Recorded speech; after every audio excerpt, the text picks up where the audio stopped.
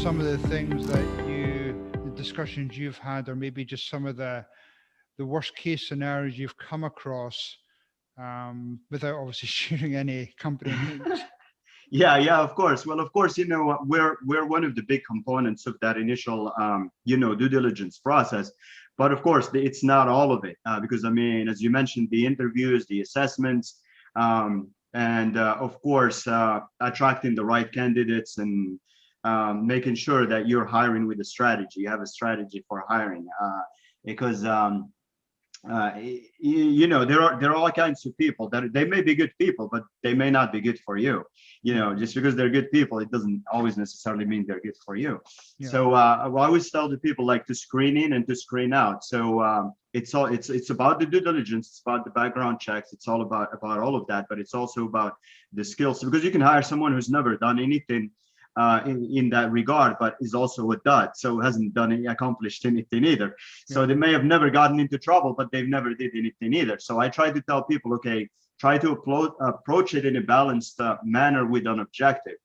As far as the one component, with the verifications and background checks, unfortunately, a lot of people, they don't come to that until something bad happens. This is not everybody, but of course, for a lot of people, until they get burned, there are people who haven't come until someone got arrested in front of their workplace. Right. An employee that was about to walk into a client, because it's one of those where they go into people's homes, and they got arrested right outside of the clients. Can you imagine what the client felt? Oh, wow, Can you yeah. imagine when they called, the employer, what it was like? Numerous ones where there's been embezzlement, where the candidate shows up. There's so many of them that it's basically like you start seeing a pattern where a candidate is great at interviewing, they show up, they look the part, they play the part, and they're very good at charming the business owner or the person who's responsible for hiring. They get into a sensitive position, especially financial or any position where they can do a lot of damage.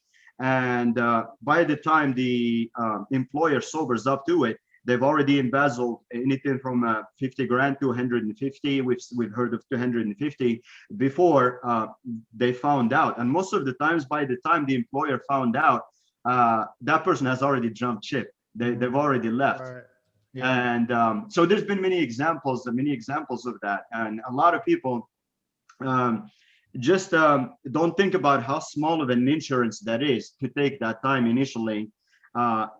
Hiring in desperation barely ever works out.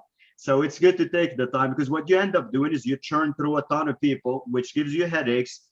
When the wrong hire is made, no one wins. The employer doesn't win. The applicant doesn't win. No one wins. So I always say that to people, both applicants and both employers. So I think it's on both of them to come into these conversations really with clear expectations and being as transparent as possible.